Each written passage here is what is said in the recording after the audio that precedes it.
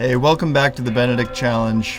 While we're on the topic of caffeine, I want to talk about how people tend to use caffeine in relation to fasting. I know I've often used it as a technique to reduce hunger, and many people find that fasting is much easier with some sort of caffeine. And it's true that caffeine doesn't break your fast from a physiological standpoint. From a spiritual standpoint, we might say that it's not strict fasting, but I do enjoy caffeine, and because fasting can be hard enough as it is, my version allows for a certain amount of consumption. But this doesn't mean carte blanche to guzzle coffee all day. For one, this tends to put a lot of stress on your adrenal glands, which produce cortisol, and in the long run, this will actually depress your energy levels, not increase them. If you're used to drinking coffee first thing after you wake up, then your body is going to adjust and suppress natural cortisol production upon waking, which is why people who drink a lot of coffee tend to feel such strong cravings for it when they wake up first thing.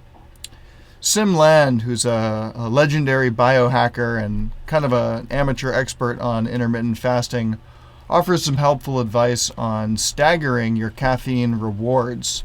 So the first principle is really less is more. The less coffee you have, the more sensitive your receptors will be, and the more benefit you'll get from a small amount of coffee. So another way of saying this is that there are diminishing returns to caffeine beyond a certain point. This also means that if you want to stretch your rewards as much as possible, you'll want to try to delay your caffeine until you need it. So if you're the type to drink 3 or 4 cups of coffee starting first thing, try limiting your intake to 2 cups. One in the mid to late morning and another in the early afternoon. I like to start off my morning with a glass of water, maybe a little bit of lemon juice or vinegar just to get the juices flowing. Then I might have a hot cup of reishi tea. Reishi mushrooms are an adaptogen, meaning that they help the body to adapt to various harmful stressors, mutagens, things like this, that would interfere with our cells' ability to self-replicate and regenerate. Next, after that reishi tea, I might have a cup of Earl Grey or my personal favorite, Irish breakfast tea. Green tea is another possibility, and it can actually help with the detoxification process of fasting because it contains polyphenols and catecholamines that stimulate autophagy. Now, if I am drinking coffee, I try not to drink it until around 10 a.m. or at least 2 to 3 hours after waking up. Not only does this get you out of the period where you're training your body to expect an exogenous stimulant first thing, which depresses that natural cortisol spike in the morning, also the effects of caffeine if you drink it a few hours into the day make it so it'll also last longer into the day, but not so late that it will keep you up at night. A few hours after waking up, it's safe to drink your coffee without dulling your body's natural cortisol response later on. The onset of hunger, according to that hormone ghrelin, is a great time to brew a cup. It will give you something to bring your focus back on your work at hand and will also quell your hunger, probably until the afternoon. Now, as to the question of cream in your coffee or bulletproof coffee, which is a mixture of butter and MCT oil, there's a vigorous debate about whether or not this breaks a fast to include a small amount of cream or fat in your coffee.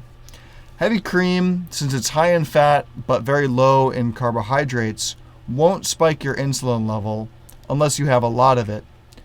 It might be ideal to not use any cream in your coffee. I'm not saying that I don't, just that it might slightly reduce some of the physiological benefits of fasting and will certainly deprive you of the greatest spiritual benefits that come from letting your digestive system rest completely. Coffee does increase ketosis.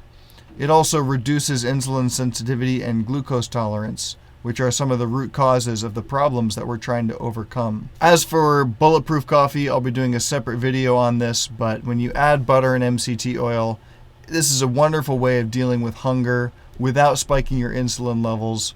It doesn't even kick you out of ketosis, so you're still getting the benefits of burning those ketones, especially beta-hydroxybutyrate, which gives you just that additional supercharged sense of focus. So that's kind of the quick overview on how to use caffeine and how to think about it. You can decide for yourself what path you want to take and on which days. Personally, I'm doing no cream on Mondays, Wednesdays, and Fridays, allowing myself a little bit of cream on Tuesday, Thursday, and then also on the weekends. That's it for now. Hope you'll pray for me. I'll pray for you.